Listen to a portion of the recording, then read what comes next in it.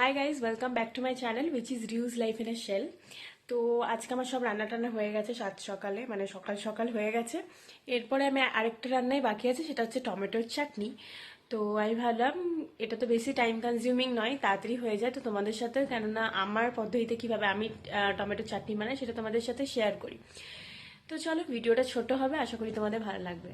তো প্রথমে আমাদের যে মেন ইনগ্রিডিয়েন্টসগুলো ছিল সেগুলো আমি ভালোভাবে কেটে ধুয়ে পরিষ্কার করে নিয়েছি। যেমন প্রথমে এখানে নিয়েছি খেজুর, যেটার বীজটা ছাড়িয়ে আমি ভালোভাবে এখানে ধুয়ে নিয়েছি। ওই ধরো 7-8টার মতো খেজুর। এখানে আমি দুটো বড় টমেটো নিয়েছি, যেটাকে আমি ছোটো ছোটো পিসে কেটে নিয়েছি এরকমভাবে ডাইস করে। এই চাটনিটা 2-3 দিন তোমরা ফ্রিজে রেখেও কিন্তু খেতে পারো, তাই আমাদের যতটা দরকার আমরা ততটা পরিমাণ নিয়েছি। এরপরে এখানে নিয়েছি আমসত্ত্বটা এরকমভাবে চোখো চোখো করে কেটে নিয়েছি। তোমরা চাইলে বিভিন্ন ছোট ছোট শেপেও কাটতে পারো।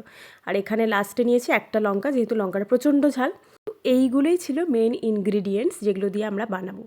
প্রথমে আমরা একটা প্যান গরম করে নেব। গরম হয়ে গেলে সেটাতে আমরা সামান্যখানি সর্ষের তেল দেবো, একদম সামান্যখানি, যাতে পুরো প্যানটা মানে কভার হয়ে যায় ওরকম রকম। সর্ষের তেলটা দিয়ে আমরা একটু সেটাকে গরম করে নেব। তোমরা চাইলে সাদা তেলও ইউজ করতে পারো, কোনো প্রবলেম হয় না এমনি টেস্টে, কিন্তু আমাদের ভালো লাগে সর্ষের তেল, তাই। এবার সর্ষের তেলে আমরা দিয়ে দেবো 5 ফোড়ন। দেখতেই পাচ্ছ যে কতটা কম তেল নেওয়া হয়েছে, তাই যতটা 5 ফোড়ন আছে ওটাকে তেলে ভালোভাবে মিশিয়ে একটু হালকা ফ্রাই করে নিতে হবে। তো তোমরা চাইলে এখানে মাস্টার্ড অয়েলের বদলে অন্য কোনো সাদা তেল যেগুলো থাকে সেগুলো ইউজ করতে পারো, কিন্তু আমাদের এটার টেস্ট ভালো লাগে তাই আমরা এটা ইউজ করছি। এবার হালকা ফ্রাই হয়ে গেলে আমরা এখানে একটা শুকনো লঙ্কা অ্যাড করে দিলাম।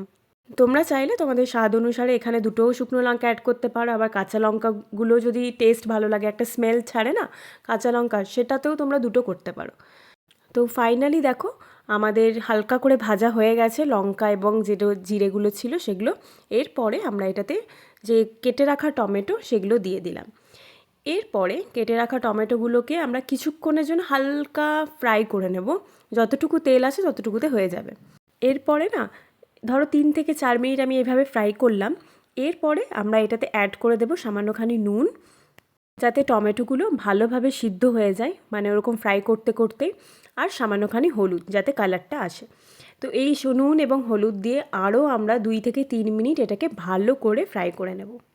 তোমরা এটার মধ্যে চাইলে না কাজু অ্যাড করতে পারো, তারপর কিশমিশও অ্যাড করতে পারো, ইভেন বেদানাও অ্যাড করতে পারো এটার মধ্যে, কিন্তু আমাদের পার্সোনালি এগুলো পছন্দ নয় বলে আমরা এগুলোকে অ্যাভয়েড করলাম। তো দেখো হালকা ফ্রাই হয়ে গেছে। এরপরে আমরা এটার মধ্যে খেজুরগুলোকে দিয়ে দেব। আমরা এখানে লায়ন্সের খেজুর ইউজ করেছি, তাই অতটা বেশি মানে শক্ত নয় এবং খুব তাড়াতাড়ি এগুলো গলে যাবে। তো খেজুরটা দেওয়ার পর আমরা এই ধরো 2-3 মিনিট এটাকে ভালোভাবে নাড়িয়ে নিলাম। তারপরে আমরা এটার মধ্যে অ্যাড করে দেবো যে কাঁচা লঙ্কাটা ছিল সেটা।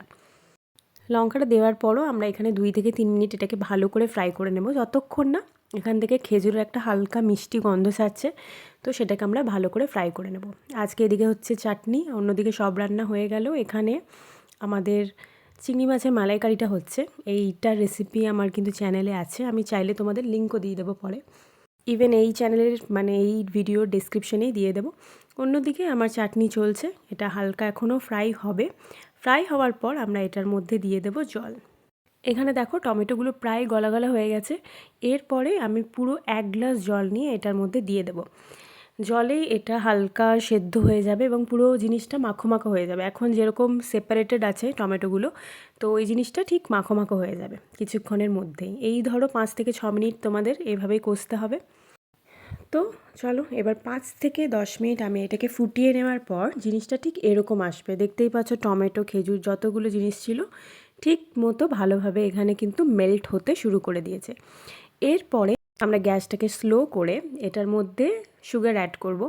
তো এখানে আমি দুটো টমেটো নিয়েছি, খেজুর নিয়েছি, যে খেজুর আর যেগুলো আমসত্ত্ব সেগুলো এমনিতেই মিষ্টি, তাই আমি এখানে তোমাদের 3 চামচের মতো চিনি এখানে অ্যাড করলাম। তোমরা চাইলে বেশিও করতে পারো, কমও করতে পারো, সেটা তোমাদের ওপর। এরপরে ভালোভাবে আমি জিনিসটাকে মিক্স করে নেব। বেশি চিনি অ্যাড করলে ওরকম আঠা আঠা টাইপের হয়, কিন্তু আমি এখানে বেশি অ্যাড করিনি, যেহেতু চিনিটা এমনিতেও শরীরের পক্ষে খারাপ, তাই আমি 3 চামচের মতো অ্যাড করেছি, সেটাই অনেক ব্যাপার। পুরো রান্নাটা কিন্তু আমি লো ফ্লেমেই করছি। এরপরে লাস্টে আমি একদম লো ফ্লেম করে এটাতে দিয়ে দিলাম আমসত্ত্বগুলো।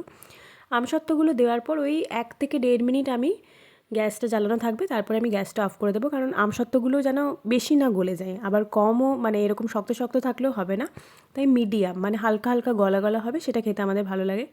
তো 1 থেকে 1.5 মিনিটের মতো আমরা এখানে রাখবো, যাতে আমসত্ত্ব, খেজুর, টমেটো পুরো এসেন্সগুলো একে অপরের সাথে মিক্স হয়ে যায়। তো ফাইনালি আমাদের হয়ে গেছে। এরপরে ওপর থেকে আমি কিছু কুচনো ধনেপাতা ছড়িয়ে দেব, তাহলেই আমাদের রেডি চাটনি, টমেটোর চাটনি। এবার গ্যাসটাকে নিভিয়ে এবার পরিবেশন করো। তো আজকে দেখিয়ে দিই আমাদের রান্নায় কী কী আছে। এমনিতে ভাত আছে, তার সাথে আমরা এখানে পালং শাকের সাথে ডিম দিয়ে করেছি। এই রেসিপিটাও একদিন তোমাদের দেখাবো, এটা খুবই হেলদি একটা রেসিপি। তার সাথে একটু লেফট ওভার ডাল ছিল আগের দিনে, সেটা আছে। তার সাথে যে চাটনিটা আজকে বানালাম সেটা। এবার আমাদের হয়ে গেছে চিংড়ি মাছের মালাইকারি, সেটা। তো আজকে এই সব জিনিসগুলো দিয়ে আমাদের লাঞ্চ হবে। তো আশা করছি তোমাদের ভিডিওটা খুব ভালো লেগেছে। যদি ভালো লেগে থাকে তাহলে লাইক করে দিও ভিডিওটাকে, বন্ধুদের সাথে ভিডিওটাকে শেয়ার করে দিও এবং আমার চ্যানেলটাকে সাবস্ক্রাইব করে দিও, যেটা হচ্ছে reuse life in a shell. Thank you.